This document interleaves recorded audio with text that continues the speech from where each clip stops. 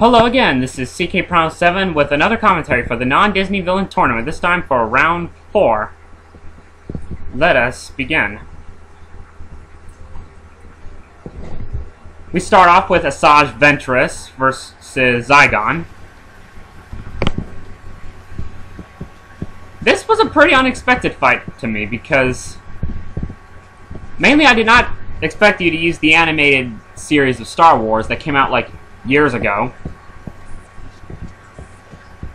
I mean, I never watched that series, but a lot of people didn't seem to like it too much because of the animation style. But it surprises me because you're using a Star Wars villain fighting a Star Wars ripoff villain, and the Star Wars villain wins. That was not much of a surprise to me. But this was a very well edited fight, I'll have to say. And this is just my guess, but when you get to the CGI realm, which I hope you do eventually, you might use the CGI version of Star Wars: The Clone Wars. And we'll see Asajj in that realm. Now we have Hak Fu versus Hun. Not too much to say about this fight. Nothing really sticks out to me. But this was well edited, though. I'll have to say, two big, barbaric men fighting each other. However, it does surprise me that you've showed the 80s Shredder, like in round 1, and yet we see the minions of the 2003 Shredder. So I'm assuming that means you're using both Shredders in the series.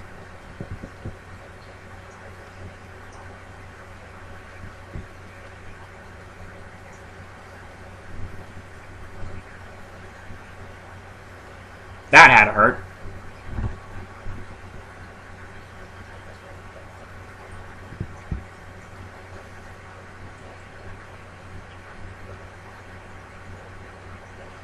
Alright, now Van Pelt and Steel versus Scarsnout. This is probably one of my favorite fights in this round for a couple of reasons. One, neat idea of Steel being Van Pelt's dog. And this was actually a very surprise fight, because when I first saw this, I was thinking, yeah, like, wait, so Scarsnout won a fight for once? At least that's what I thought at first. Because he pushed Steel off the cliff. But then Van Pelt comes out to finish off the wolf. Like I said, I'd never seen the animated series of Jumanji, so I don't know much about it. This part right here is really epic. Yeah, that was such a cool idea, using the whole go to black and then the gunshot. And I'm assuming that we might eventually see Van Pelt in his live-action form since you're using live-action villains eventually. Alright, now we have tzekel-kan versus Imhotep. Khan is trying to give a sacrificial offering to Ramesses, but the One Ring is taking its toll on Ramesses, making him more evil than before.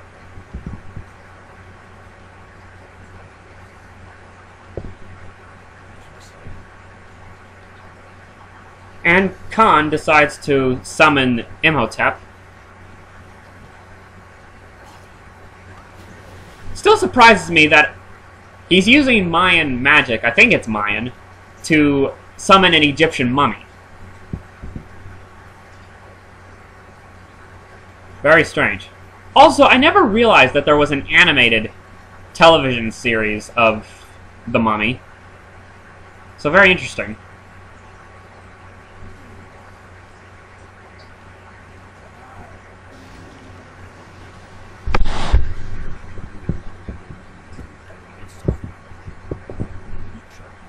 This part is really funny, because tzekel-kan's trying to get his attention, but Imhotep is completely ignoring him. I'm over here, you buffoon!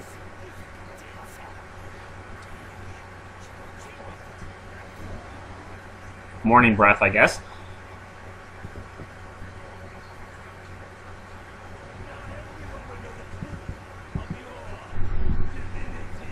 Really nice soundbite there.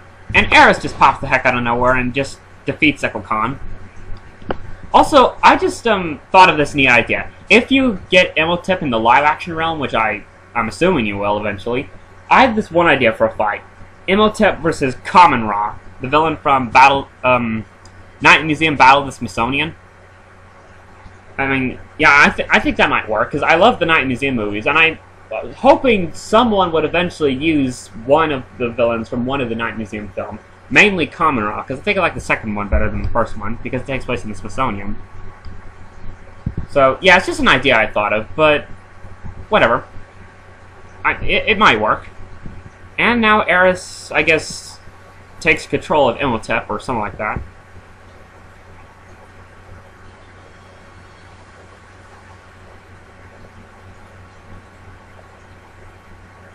Now we have Ruber versus Venger, or Venger, how you pronounce his name. A villain from Dungeons & Dragons. Another TV show I never even saw when I was a kid. So not much to say about this fight, although I was surprised that Ruber lost, because, I mean, he was like the main villain in Disney vs. non-Disney villains. And also, he's like one of the more popular non-Disney villains, so I'm surprised he lost a fight already. But I'm guessing we might see him again later on in the series, because he still has, like, tons of footage. Maybe, I mean, I don't know. And Skullmaster and Venger both ally with each other. Now we have Azula versus Amon, which was a big surprise. At first, when I saw this fight, I was kind of thinking, wouldn't this be considered cheating? But then I thought about it again, and like, nah, it's not cheating, because these two villains are from two different shows. I mean, yes, they're both Avatar villains, but Azula is from The Last Airbender, and Amon is from The Legend of Korra. So, yeah. It doesn't count as cheating. It only counts as if they're, like, in the same TV show or the same movie. For example, and I can't believe I'm using a Power Ranger reference, because I dislike them a little, but the, like, you wouldn't do a fight between Mesogog and Lothar, because there was an episode of Dino Thunder where they all ready fight each other, so you wouldn't do that, because that'd be cheating.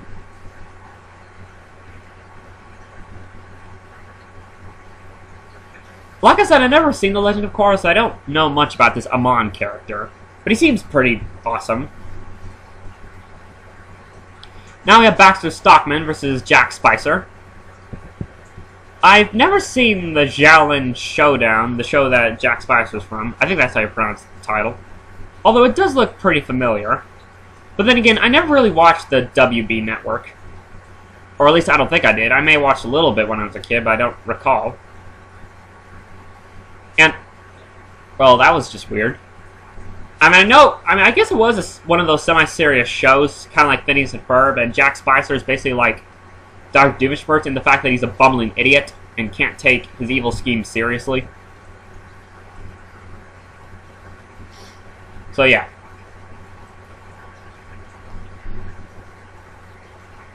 Now we have Simon Lenore from Scooby-Doo on Zombie Island versus Anthony Romulus from the Batman animated series. And here we have Professor Moriarty from the Sherlock Holmes in 22nd Century, I think is what it's called. Never saw that show before.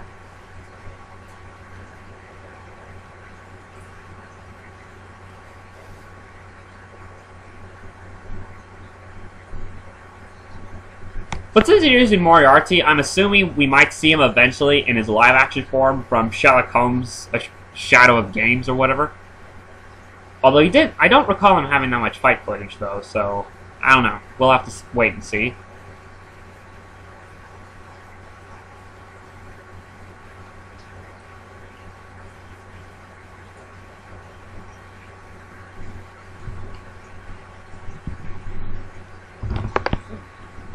And finally, the Battle of Cobras Mansion, which is basically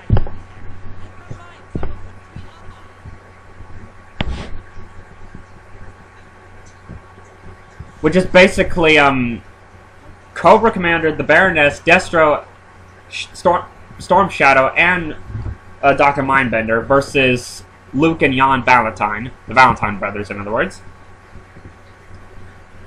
Like I said, I've never seen Hellsing, but from what I'm getting out of this is pretty brutal. And also, like I mentioned before, like History Buff, the type of villain that I like are the gentleman, sophisticated, type villains. And all I'm seeing out of this Jan character is that he is definitely not one of those sophisticated type villains. He is just a total punk with the piercings and his accent and his muttering. And the fact that he keeps dropping the F-bomb once every 3 sentences. I mean, seriously, who does that? And I mean, seriously, what is up with this exactly?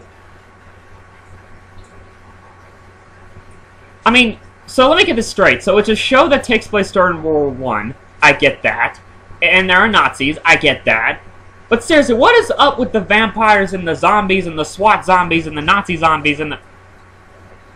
Well, I mean, yeah, Nazi zombies. It's a weird concept found in video games and movies. I never really quite understood that concept.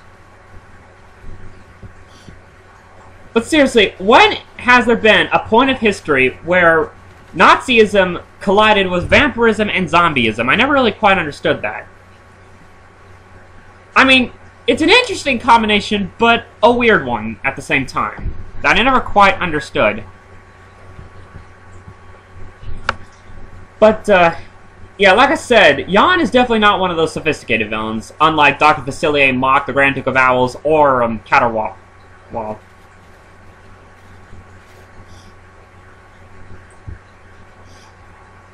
And this, after watching this fight, this does remind me why I never got into anime that much. I mean, not all anime are like this, obviously, because, you know, there are anime meant for kids, such as Pokemon, Yu-Gi-Oh!, Digimon, Dragon Ball Z, and Dinosaur King, which, like I mentioned before, that was the only one I really enjoyed, that got my interest. And like I said, I think it'd be very... And like I said, I think it'd be very interesting to see some Dinosaur King villains in this series.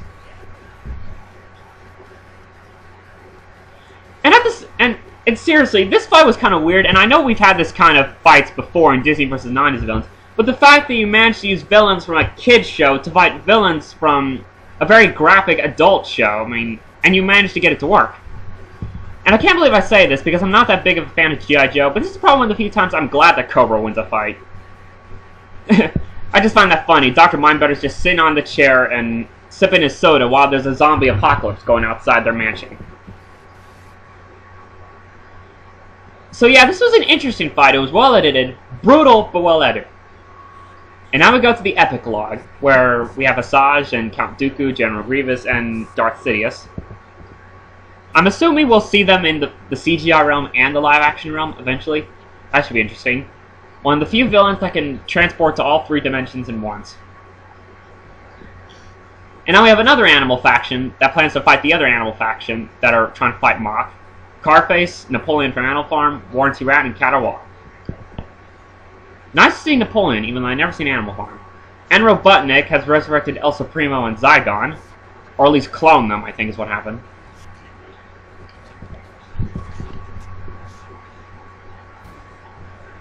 And Rasputin and Messina summon Hexus. About time we saw him.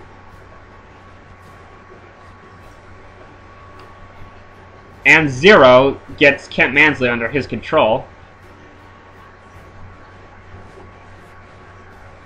So that should be interesting. And Valmont, who is still possessed by we still don't know who, is upgrading his minions.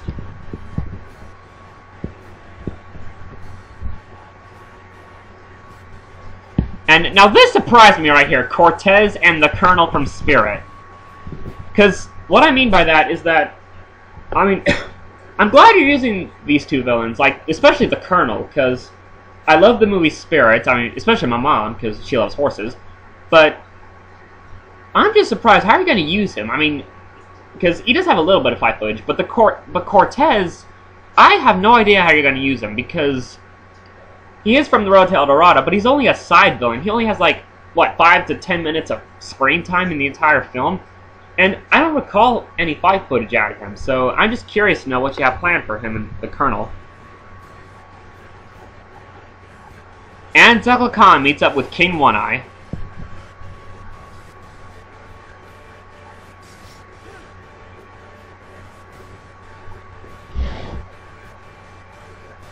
So yeah, this is pretty epic. So yeah, this was a really well thought out round. A pretty brutal one because of that one fight, but at the same time, it was well done. So yeah, this is Seeky Primal 7, and I will see y'all later for the next round.